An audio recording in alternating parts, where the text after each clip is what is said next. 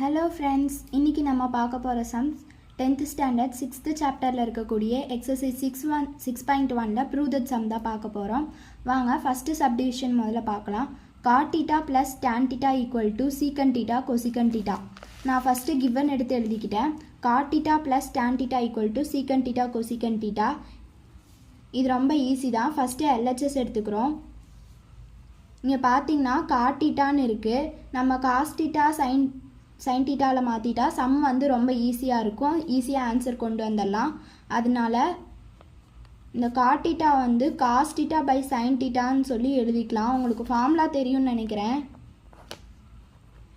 God theta equal to cos theta by sine theta. இங்கே சீல ஆரம்பிக்குது, இங்கேயும் சீல ஆரம்பிக்குது. இங்கே 3 லெட்டர்ஸ், இங்கே 3 லெட்டர்ஸ், இப்படி ஞாபகம் வச்சுக்கோங்க. அதே மாதிரி tan தீட்டாக்கும் ஒரு ஃபார்முலா இருக்குது. tan theta equal to sine theta by cos theta. இந்த ஃபார்முலாவை அப்படியே சப்ஸ்டியூட் பண்ணுங்கள். காட் தீட்டாவுக்கு பதிலாக காஸ் தீட்டா பை சைன் தீட்டான்னு சொல்லி எழுதிக்கிறேன். Plus sine theta by cos தீட்டான்னு எழுதிக்கிறேன் tan தீட்டாவுக்கு பதிலாக.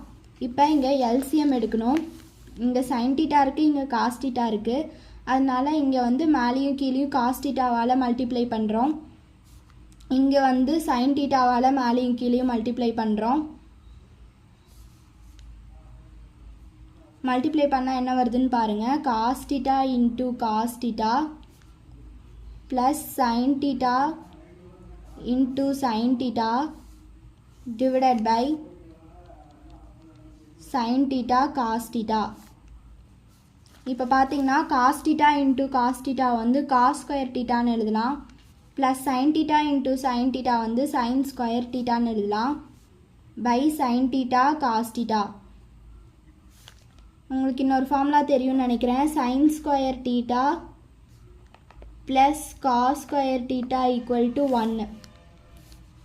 இந்த 1 அப்படியே இதில் சப்ஸ்டியூட் பண்ணுங்கள். 1 by sine theta into 1 by cos தீட்டான்னு சொல்லி இதை அப்படியே பிரித்து எழுதலாம்.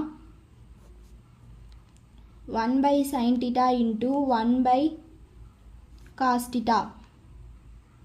இது பிரித்து எழுதுனா இப்படி வருது. இப்போ வந்து 1 by sin theta வந்து கொசிக்கன் தீட்டான்னு சொல்லி எழுதலாம். இதுக்கும் உங்களுக்கு ஃபார்முலா தெரிஞ்சிருக்கணும். 1 by sin theta equal to கொசிக்கன் theta. அப்புறம் 1 by cos தீட்டாக்கு பதிலாக சீக்கன் தீட்டான்னு எழுதுகிறோம். இங்கே எஸ்ல முடியுது, எஸ்ல ஆரம்பிக்குது, சியில் ஸ்டார்ட் ஆகுது, சியில் முடியுதுன்னு சொல்லி ஞாபகம் வச்சுக்கோங்க. 3 லெட்டர்ஸ் 3 லெட்டர்ஸ். அப்புறம் 1 பை காஸ் தீட்டாக்கு பதிலாக சீக்கன் தீட்டான்னு சப்ஸ்டியூட் பண்ணுறோம். 1 பை சைன் தீட்டாக்கு பதிலாக கொசிக்கன் தீட்டான்னு சொல்லி சப்ஸ்டியூட் பண்ணுறோம். This is equal to RHS. Given எடுத்து அப்படியே எழுதுகிறோம். கிவனில் இருக்கிற மாதிரியே எழுதிட்டு ஆர்ஹெச்எஸ்னு போட்டு சம முடிச்சிடுறோம். Hence proved. இப்போ செகண்ட் சப்டிவிஷன் பார்க்கலாம். ஃபஸ்ட்டு எல்ஹெச்எஸ் எடுத்து எழுதிக்கோங்க. tan power 4 theta plus tan square theta. இதுவும் sin theta cos theta இருக்கிற மாதிரி மாற்றிக்கோங்க. tan thetaக்கு வந்து என்ன ஃபார்முலானா tan theta equal to sin theta by cos theta.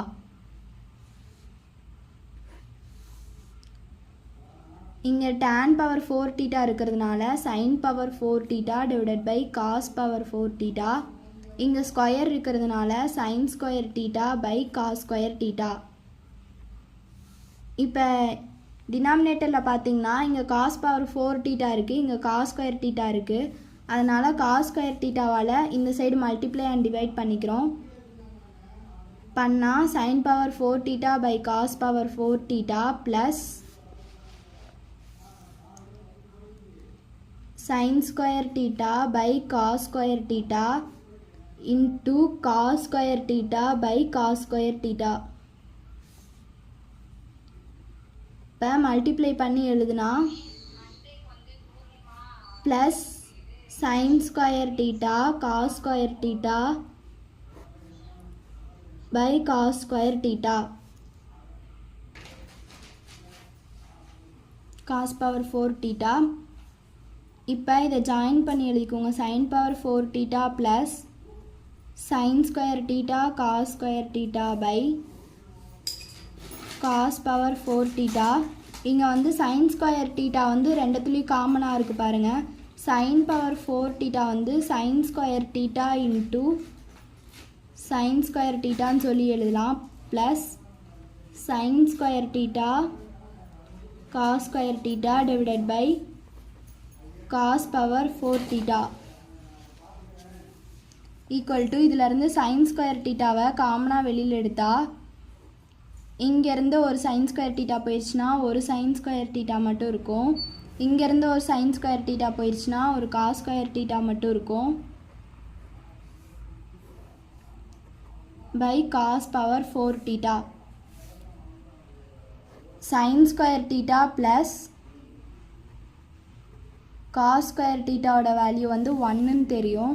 இப்போ நம்ம அதை இங்கே சப்ஸ்டியூட் பண்ணால் sin square theta into 1 by cos power 4 theta. இப்போ இந்த sin ஸ்கொயர் தீட்டாவை எப்படி எழுதலான்னு பாருங்கள். இங்கே sin ஸ்கொயர் தீட்டா அப்படியே வச்சுட்டு இந்த cos ஸ்கொயர் தீட்டாவை அந்த பக்கம் எடுத்துகிட்டு போனால் 1 மைனஸ் cos ஸ்கொயர் தீட்டான்னு சொல்லி வருது. அதை வந்து இங்கே சப்ஸ்டியூட் பண்ணால் 1 minus cos square theta by cos power 4 theta.